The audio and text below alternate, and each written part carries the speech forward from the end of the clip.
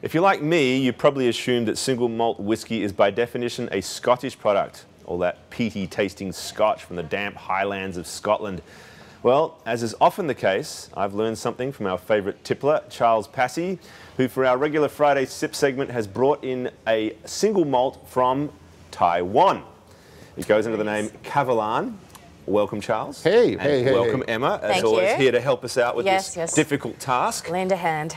And well, Taiwanese single malt. Well, you Tell know, us about the it. world of single malt whiskeys is getting very, very diverse. People think of it as a Scottish thing. The truth is you can take malted barley and water and pretty much use those ingredients and make a whiskey anywhere. There are single malts, great single malts coming from places like India, Australia. There's a terrific one from France, and now Taiwan.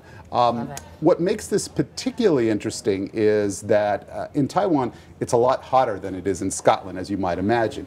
What that does is it changes the aging. So typically a Scotch whiskey would be aged somewhere around 8 to 15 years. This is in 2.5 to 3 years. The question is whether quick aging affects the product, so I think we should try it. Let's just have a taste. Cheers. Right. Cheers. Cheers.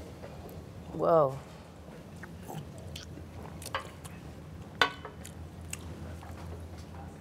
Pretty smooth. It's pretty smooth. Yeah. You know, what I would say is that what you get here is kind of, and this is a port cask finish. They have different expressions. So there's a lot of sweetness when it's done in port casks. Port casks. So there's a lot of sweetness. It's got some honey notes. It's got some caramel notes. It's got, you know, a little bit of, they say, candy floss, cotton candy notes. It's a very drinkable whiskey, even though it's a little higher proof. But what I think is the difference between this and Scotch, and I'll let you guys chime in, is it doesn't have the oiliness in the mouth. The mouth feels a little different. I'm not sure I dislike that. I will say just that it's a different way of approaching single malt. Just first of all, off the bat, what is the price range we're looking at? This one is about $100, this particular thing. Their price ranges, they're not cheap whiskeys. We're talking $90 to over $400 for the bottles in their lineup right now. Wow. Emma, what say you? Yeah, I like it. I definitely, there's sort of almost a vanilla essence to it.